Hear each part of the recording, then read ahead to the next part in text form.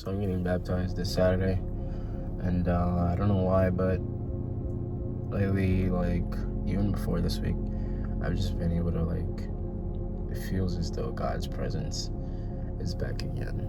And compared to before, it feels even stronger now than it was before, because even when I stopped hearing him, even when I couldn't really hear his voice, even when it felt as though he went silent, and he just went away, even though it felt like that, I still kept seeking him. I still kept knocking on that door, and eventually, I can hear God's voice again, and I feel as though what it was that happened in the first place for me, not even being able to hear God, it was just I got extremely busy. And because I got extremely busy, I pretty much just told myself I don't have time for God, and that was pretty much why I couldn't hear his voice, because I flushed it out with me. Oh, I'm too busy because I'm working. Oh, I'm too busy because I gotta train. Oh, I'm too busy because I'm at the gym. Oh, I'm too busy because when I get home, I'm too tired to do everything. So I was putting God last instead of putting him first, and as a result, I was feeling less and less connected, less and less, spiritually close to God, and that's because my whole focus was on the storm around me. It was everything that was going on in my life that I was focusing on, instead of putting my main focus on Jesus, instead of focusing on God and having my life revolve around God, because God is the center, because he's the most important part. Everything revolves around God, everything revolves around Jesus. That's what I should have done, but instead I had God revolving around everything else, where everything else I was basically just making it seem more and more important, and actually giving time to God, actually getting in the Word, actually, praying, doing the things. Like, I'd pray, that's the thing too, I'd pray every single day, but even then I still felt not as close to God as I was, and it still felt as though God went silent, and that was because I wasn't getting in the Word consistently. I wasn't praying enough. I was only praying once in a day. I was barely talking to God, throughout the day. And that's pretty much why I didn't feel as connected, as I feel now, because I wasn't giving God I was giving God not even the bare minimum. And as a result, that's what happened. I just felt distant from God, and it felt like he had went silent. But in all reality, he didn't go silent. I just started putting more and more stuff, basically inside of my storage, and just filling it up with everything that is pretty much unnecessary, everything else except for God's love, except for God's attention, except for, God's time, getting in the Word, all this, and just actually seeking God. And he says it, if you seek, I believe it says I'm not sure which chapter, but I've heard it before, where God says, if you seek me, I will also seek you. I'm not sure where this is from or what verse it's from, but it's just something that also just came to mind, because as you seek God, the more and more you seek him, the more he will speak to you, the more he'll call to you. And for me, during this time where I wasn't hearing his voice, I felt as though it was a test, because there were things that were going on in my life. There was lust, there was a lot of things that was happening, and I thought that, okay, maybe God went silent, because everything that's happening in my life right now is a test. So when God went silent, I seeked him even more. I reached out even more. I prayed, even more. With lust, I prayed, especially with lust, because it was literally all around me, and it's a distraction. It's honestly a distraction, and even lacking focus and not giving your goal enough attention, I feel as though it's also a distraction. And with me, I was distracting myself with people who weren't even on their own path of chasing their goal. I was just getting distracted by people who weren't focused. And so what I did was I seek God even more during this time. And for the people who I felt a little bit too connected to, where I couldn't cut off, and too connected, what I would do is I would pray, and in my prayers I would tell God to remove them if they're not for me, if they're just a distraction that's meant to slow me down or stop me. Lord God, please remove them. I prayed, and I prayed, and I prayed, and I continued to seek God. And literally within the next day, quite literally, God answered my prayer. And the first thing that I asked for was just to remove anybody who wasn't for me. And there were a couple of people who just instantly stopped talking to me, like, out of nowhere. And then, like, I would, kind of just talk to them, like, hey, is everything okay? Kind of like check up on them just to make sure, that they're good or whatever. And, pretty much I did that for, like, the first 3 days until I realized, bro, you literally just prayed for this, and God just answered your prayer. You literally just spoke to God and asked God to remove bad people from your life, the people who are only a distraction, the people that are meant to slow you down, the people that were placed in your way, in your path, in order to try and pull you away from your goal. You prayed for them to go away. You prayed for me to remove them, and I did. And that's what I thought about in my head, that God answered my prayer, that God literally instantly answered my prayer. The second I finished praying, he literally got to work. And that was the first sign of me just realizing that God never left me. God was with me, the whole time. It was just me who was distracted. It was just me, it was just me who who wasn't really seeing as clearly that God was, by my side the whole time. But the first sign that I saw, was this. And I was seeking God a lot. I was praying. I was getting into the Word. I wasn't just reading the Bible just to read it. And I would stay on a chapter for as long as it takes. There are times where I'm on a chapter for like 3 weeks, and I'm not moving on from that chapter until I get every single, detail of the passage of the chapter. And that's just like verse for verse. I have to at least understand it before I move on, because I'm not just reading the Bible just to read it and say, oh, that sounds familiar. No, I want to read it to be able to fully just hear a few words from a verse, and the whole thing just clicks in my head and I know it all. And not because I'm, smarter than anybody else. No, it's just because I went out of my way to seek the wisdom of God and just get an understanding and actually know more about God, know more about Jesus.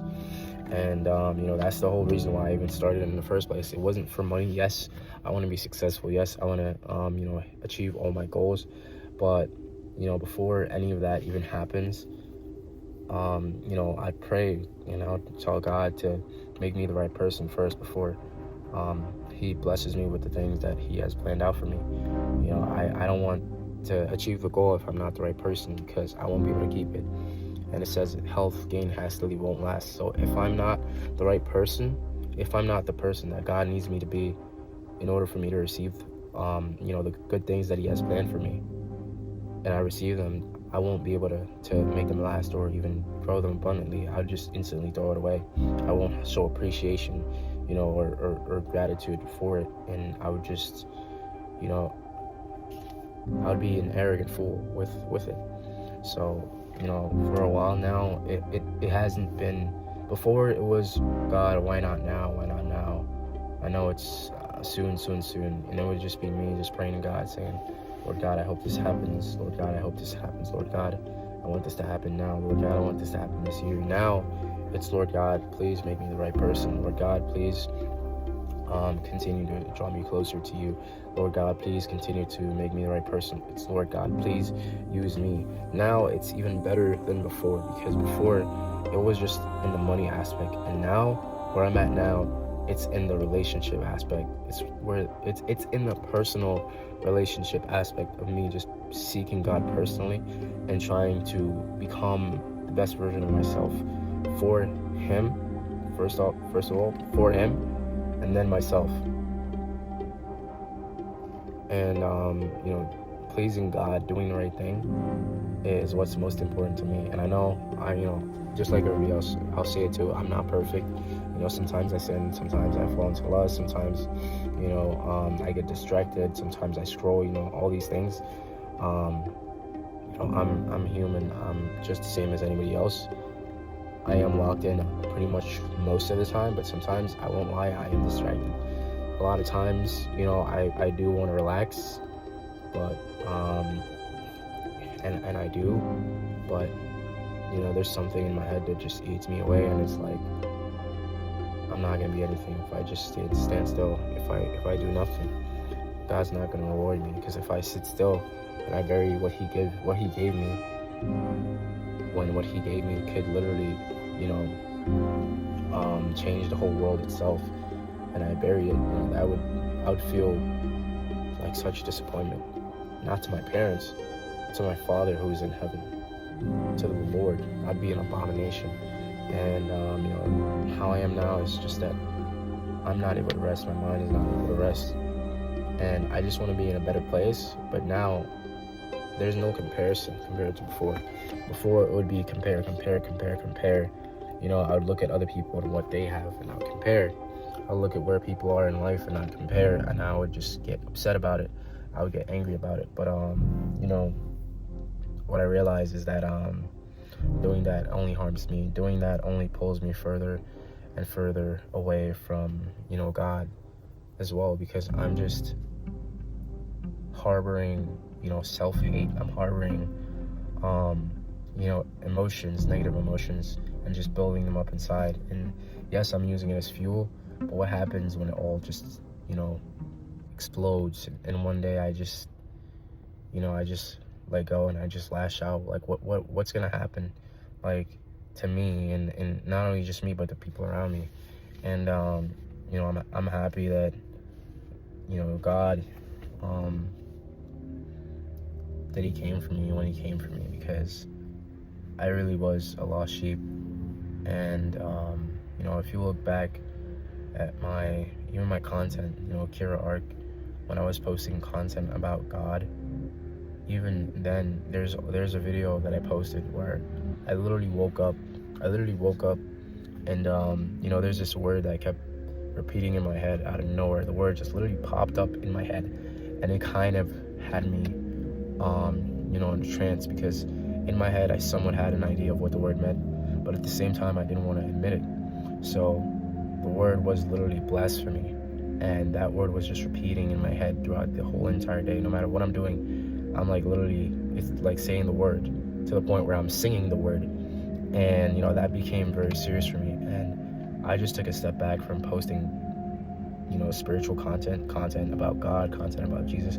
I took a break away from it, and truly went out of my way to seek God, truly went out of my way to seek Jesus and understand who God is, who Jesus is, and learn about them, and also build a personal relationship with them, not for the content, but for the personal relationship. It's personal relationship itself. And I'm pretty sure the last video that I probably posted was just that video of me just saying that I'm not going to be really posting videos about God like that. I'm going to seek God because this is a sign. Literally, I'm pretty sure I explained that in the video. If I didn't, this is me also explaining it again on this video, whatever it is, YouTube video or whatnot, whatever it is. But this was a conviction for me when it happened, and I was posting content about God, about Jesus, motivating content, and just telling people to seek God, and I was basically trying to point people in the right direction. But me, I was drifting myself. And my pastor said this to me, right? Drifting is never intentional. I had no idea I was drifting, but I was drifting, right? I was drifting the whole time. So what I did was I went out of my way, and I said, no, doing this anymore will be blasphemy, because I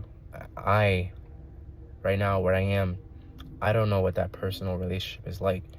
So I need to stop what I'm doing, drop it all, everything, and start over again. And that's literally what I did.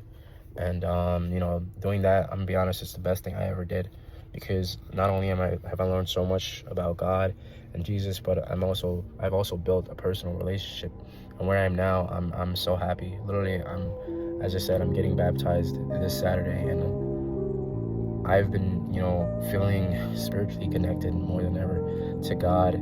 I've been having dreams, and my dreams are like, it's weird because I don't usually have peaceful dreams. I'm gonna be honest, I usually have nightmares literally almost every single night. But my dreams are peaceful. My dreams are about God. My dreams are about God showing me people I'm gonna help. It's weird, but I'm happy that I'm having these types of dreams.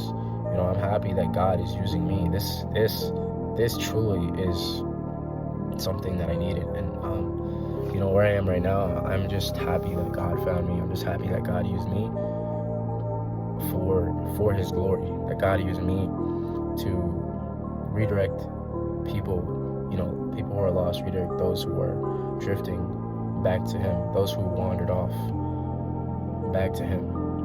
And God will leave the 99. God will leave the 99, right? God will leave the 99 just for the one, just for that one sheep that wanders off, just for you, just for the person who's lost, the person who felt,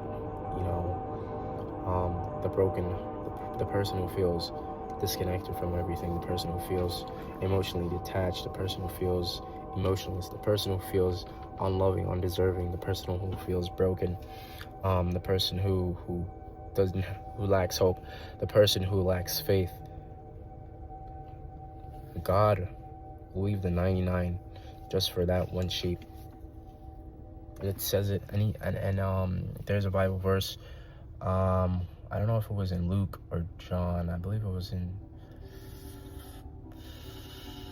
I want to say maybe it was in John.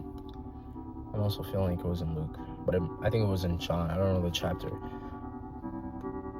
like that, but I do remember the story, right? And that's why I like that I just stuck on these chapters so much, is that I can remember the stories, right? So there is a father, he has two sons.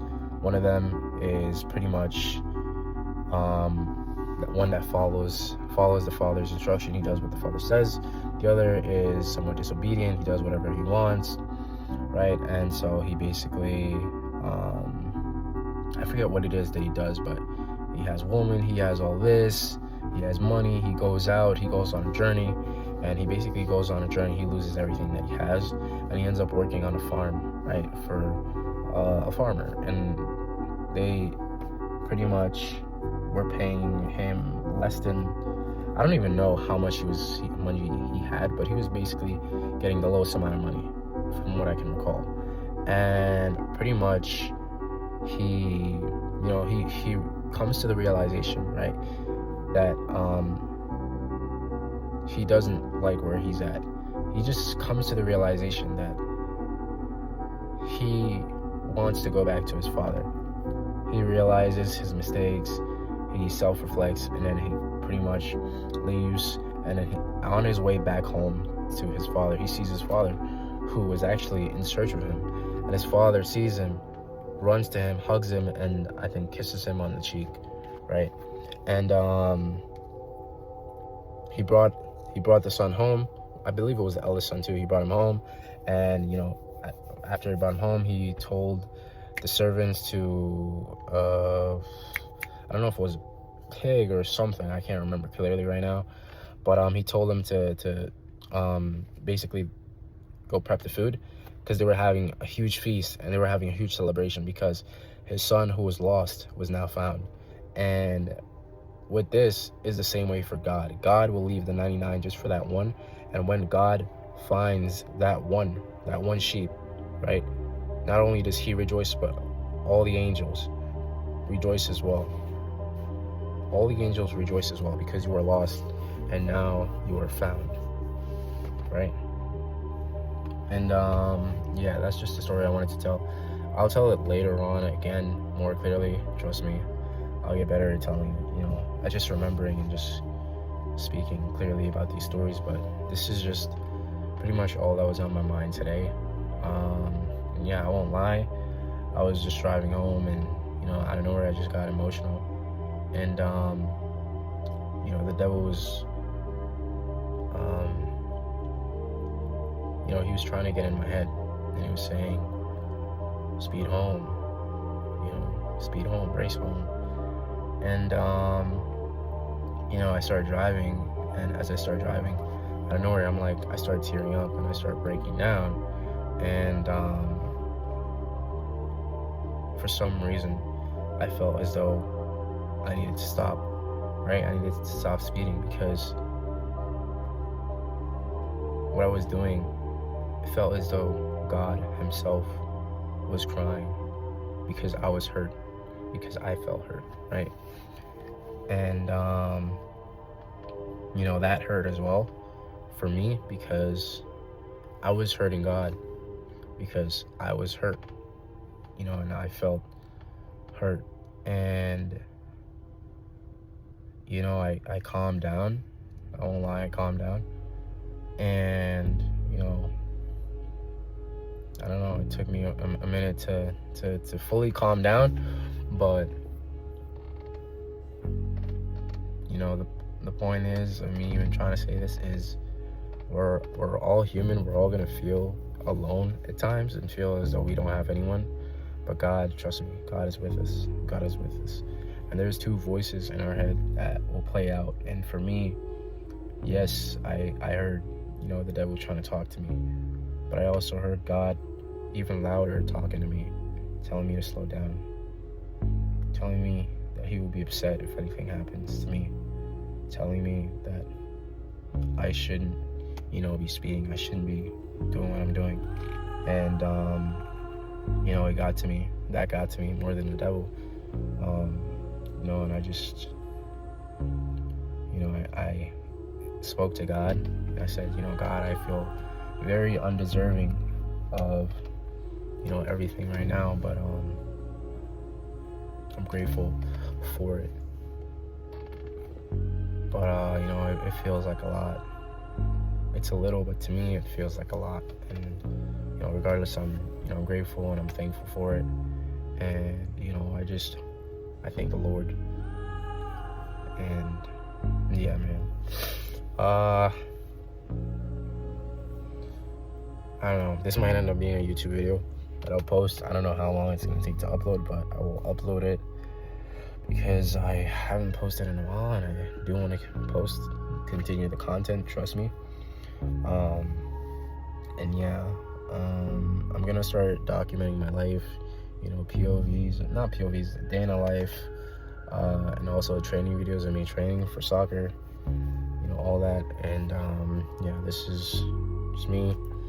And yeah, man, just know that I am rooting for you. And if you can't find a way, make a way. All right. Kira Kiri is out. Peace.